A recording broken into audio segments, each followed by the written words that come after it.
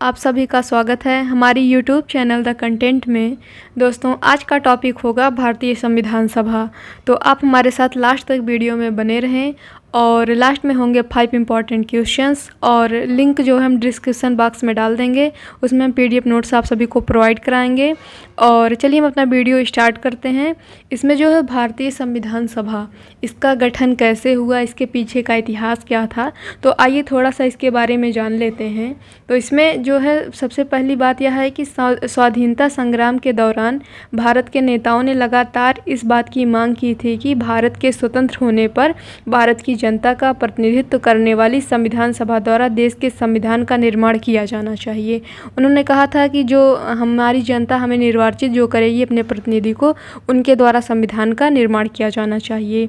तो जो है शुरू में अंग्रेज़ सरकार इसके खिलाफ थी, लेकिन जब द्वितीय विश्व युद्ध हुआ तो उस दौरान उन्होंने स्वीकार किया कि आप जो है अपना संविधान खुद ही निर्माण करेंगे। तो 1942 में जो इसके लिए उन्होंने कैबिनेट मिशन भेजा और उसके अध्यक्ष जो थे सर स्टैफर्ड क्रिप्स थे, उन्होंने क्रिप्स मिशन योजना प्रस्तुत की। इसके अंतर्गत ब्रिटिश सरकार ने आश्वासन दिया कि भारत में एक निर्वाचित संविधान सभा होगी जो युद्ध के बाद भारत का संविधान तैयार करेगी। लेकिन जो मुस्लिम लीग जो थी एक संघ था, वो हमारे इसके खिलाफ था। मुस्लिम लोग जो है सभा थी एक खिलाफ थी इसके, और वो जो है चाहते थे कि वो लोग कि भारत को 2 स्वायत्त हिस्सों में बांटकर दोनों हिस्सों का अलग से चुनाव कराया जाए। दोनों के लिए जो है अलग अलग संविधान सभाएं निर्मित की जाएं। वो लोग चाहते थे कि एक मुस्लिम राष्ट्र बने और एक जो है हिंदू राष्ट्र बने। तो इसके लिए उन्होंने 2 संविधान की मांग की। तो जो है इसलिए क्रिप्स मिशन जो है विफल हो गया। फिर इसके बाद 1946 में जो है कैबिनेट मिशन योजना आया। भारत आया तो संविधान सभा के गठन का मार्ग तैयार हो गया, क्योंकि कैबिनेट मिशन ने संविधान सभाओं की मांग को ठुकराने के बाद भी सांप्रदायिक आधार पर निर्वाचन के सिद्धांत को मान लिया, जिसने मुस्लिम लीग को काफ़ी हद तक संतुष्ट कर दिया। इन्होंने जो है अलग से संविधान सभा के गठन का जो है विरोध किया, लेकिन जो है उनके सांप्रदायिक निर्वाचन मुस्लिम लीग का जो मांग थी उसे कुछ हद तक इन्होंने संतुष्ट किया कि आपकी मांग को स्वीकार की जाती है और निर्वाचन जो होगा सांप्रदायिक आधार पर होगा। तो हमारे संविधान सभा का गठन जो हुआ था वो कैबिनेट मिशन की संस्तुतियों के आधार पर हुआ था। देखिए इसमें लिखा गया है कि कैबिनेट मिशन की संस्तुतियों के आधार पर भारतीय संविधान का निर्माण करने वाली संविधान सभा का गठन जुलाई 1946 में किया गया था। जुलाई 1946 में। यदि आपसे कोई भी क्वेश्चंस पूछा जाए कि भारतीय संविधान का गठन किस आधार पर हुआ, तो कैबिनेट मिशन के आधार पर हुआ था। और इसके जो है इनके सदस्यों को हम लोग देख लेते हैं। तो इसमें जो है सर स्टैफर्ड क्रिप्स थे, पेंथिक लॉरेंस थे, A.V. अलेक्जेंडर थे। 3 लोग थे। आप लोग याद रखिएगा इनका नाम। सबसे इम्पॉर्टेंट यही है क्रिप्स मिशन का कैबिनेट मिशन कब आया, जुलाई 1946 में। और क्रिप्स मिशन के बारे में भी याद रखिएगा, वह जो है 1942 में आया था।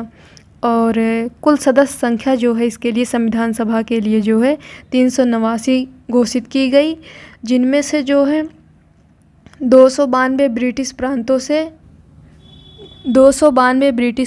से 4 चीफ कमिश्नर क्षेत्रों के प्रतिनिधि और 93 जो देसी रियासतों के प्रतिनिधि के लिए स्थान बनाए गए।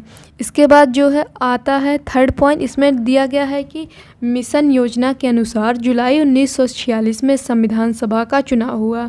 जुलाई 1946 में संविधान सभा का चुनाव हुआ। इसमें 296 सदस्य थे। इसके बाद 213 सामान्य वर्ग से थे और 79 मुस्लिम थे इसमें, और 4 सिख थे। 208 जो है कांग्रेस से थे, 73 मुस्लिम लीग से थे और 15 अन्य दलों स्वतंत्र उम्मीदवार थे। इसके बाद नेक्स्ट पॉइंट आता है संविधान सभा की पहली बैठक 9 दिसंबर 1946 ईस्वी को हुई थी। बहुत ही इम्पॉर्टेंट फैक्ट है, संविधान सभा की पहली बैठक कब हुई थी, हर एग्ज़ाम में लगभग पूछा जाता है। तो आप लोग याद रखिएगा कि 9 दिसंबर 1946। 211 सदस्यों ने भाग लिया था इसमें, संविधान सभा की पहली बैठक में। इसके अध्यक्ष जो है डॉक्टर सच्चिदानंद सिन्हा को चुना गया था। अस्थायी अध्यक्ष थे इसके ये। आप लोग ये भी याद रखिएगा, बहुत ही इम्पोर्टेंट है कि अध्यक्ष इसके जो है डॉक्टर सच्चिदानंद सिन्हा थे और अस्थायी अध्यक्ष थे। और इस बैठक का जो मुस्लिम लीग ने बहिष्कार किया, इसमें भाग नहीं लिया उन्होंने। इसके बाद फिर संविधान सभा की दूसरी बैठक 11 दिसंबर 1946 ईस्वी को हुई। दूसरी बैठक 11 दिसंबर 1946 को हुई। इसके जो यहाँ स्थायी नहीं मतलब स्थायी अध्यक्ष जो हैं डॉक्टर राजेंद्र प्रसाद थे। स्थायी अध्यक्ष डॉक्टर राजेंद्र प्रसाद चुने गए। इसके बाद नेक्स्ट पॉइंट हमारा है, इसमें दिया गया है कि 13 दिसंबर 1946 को पंडित जवाहरलाल नेहरू ने उद्देश्य प्रस्ताव संविधान सभा में प्रस्तुत किया, जिसे 22 जनवरी 1947 को संविधान सभा द्वारा स्वीकार किया गया।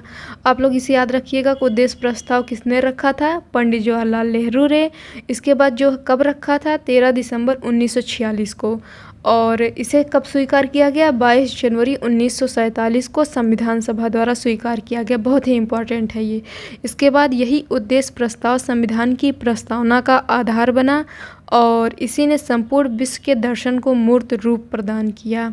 संपूर्ण विश्व ने संपूर्ण संविधान के दर्शन को मूर्त रूप प्रदान किया।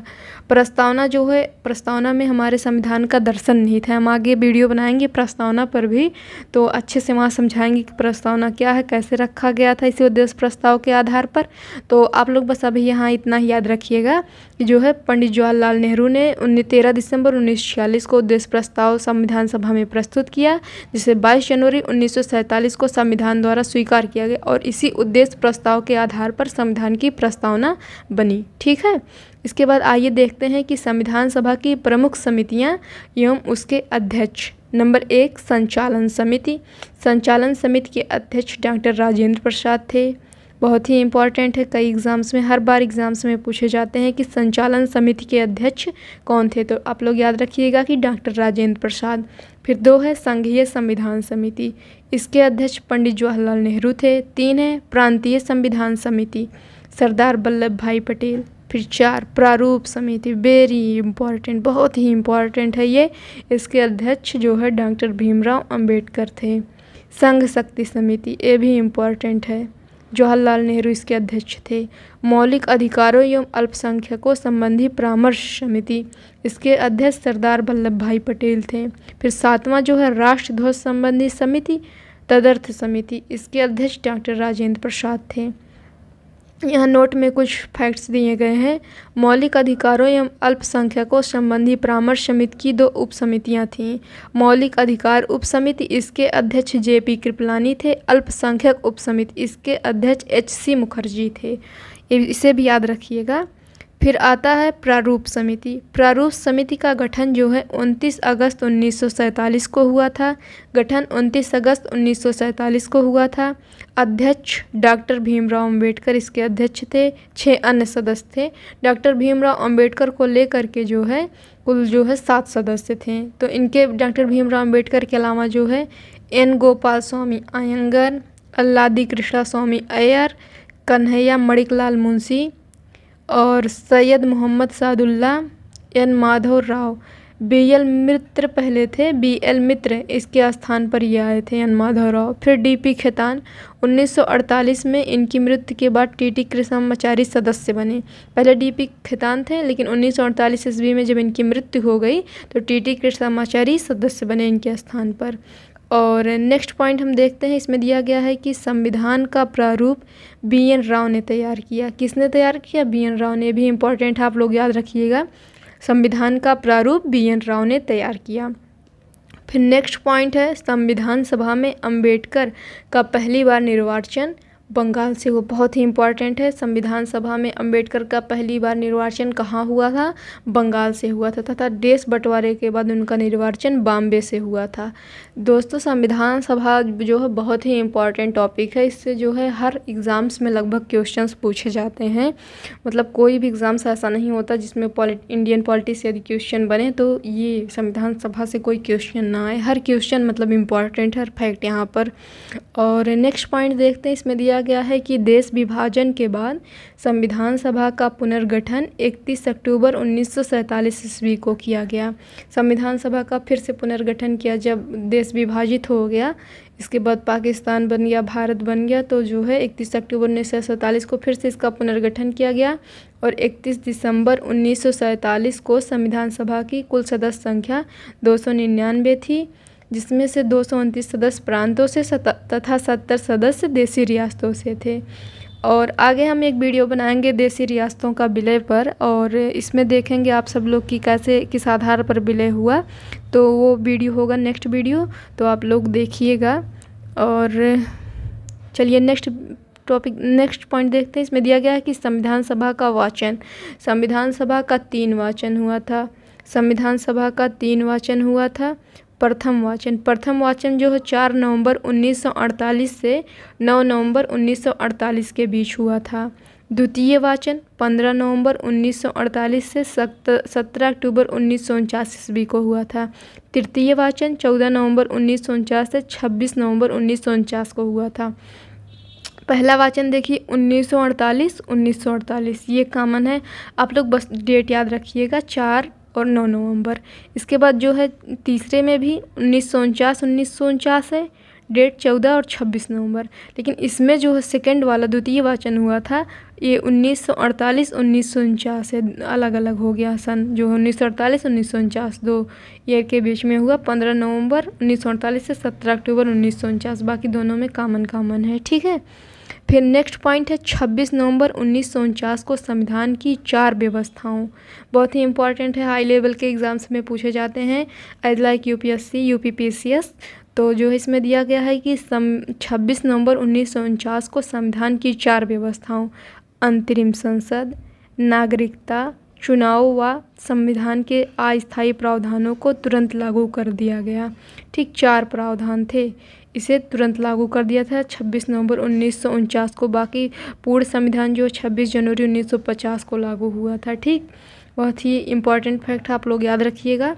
नेक्स्ट पॉइंट है शेष संविधान 26 जनवरी 1950 को लागू हुआ। यदि पूछा जाए कि पूर्णतः संविधान कब लागू हुआ तो ये भी 26 जनवरी 1950 होगा।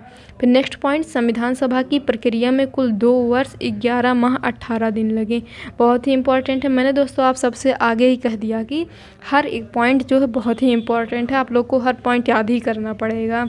तो इसमें जो है संविधान निर्माण की प्रक्रिया में कुल 2 वर्ष 11 माह 18 दिन लगे, लगभग 3 वर्ष हुआ, लेकिन आपको याद ही करना पड़ेगा। फिर कुल खर्च कितना पैसा खर्चा हुआ था 63,96,729 रुपये, 63,96,729 रुपये।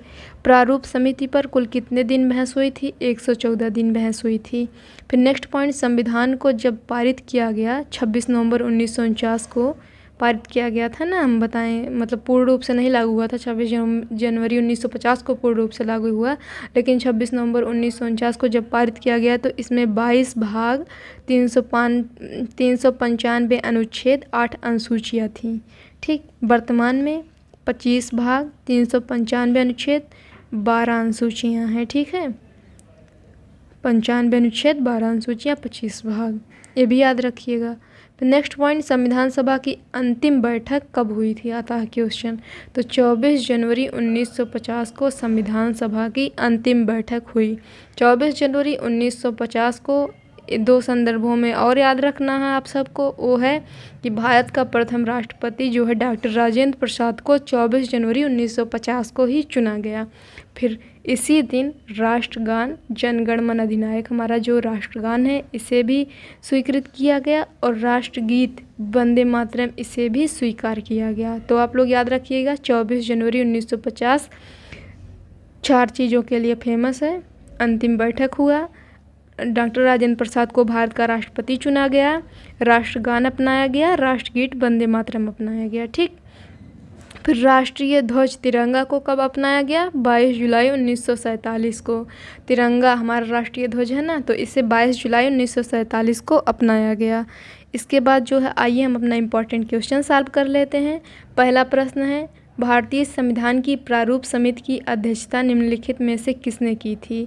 भारतीय संविधान के प्रारूप समिति की अध्यक्षता, प्रारूप समिति, मैंने आप सभी को बताया डॉक्टर भीमराव अंबेडकर। ठीक, आंसर यही राइट हो जाएगा, ये वाला।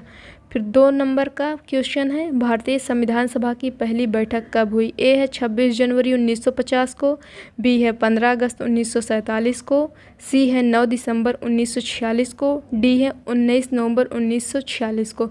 तो पहली बैठक जो है 9 दिसंबर 1946 को हुई थी। इसके अस्थायी अध्यक्ष डॉक्टर सच्चिदानंद सिन्हा को चुना गया था। फिर तीसरा प्रश्न है, प्रारूप समिति में निम्न में से कौन एक सदस्य सम्मिलित नहीं था? मोहम्मद सादुल्लाह सम्मिलित थे, A.K. सम्मिलित थे, K.M. मुंशी सम्मिलित थे, जवाहरलाल नेहरू नहीं सम्मिलित थे। तो इसलिए ये वाला आंसर सही हो जाएगा। तो दोस्तों वीडियो को यहीं ख़त्म करते हैं और आप सभी से एक रिक्वेस्ट है, अगर हमारी वीडियो आप सभी को पसंद आई हो तो लाइक, सब्सक्राइब, शेयर करना ना भूलें और कमेंट्स में हमें ज़रूर बताएं कि आपको वीडियो कैसी लगी। मिलते हैं नेक्स्ट वीडियो में। Thank you.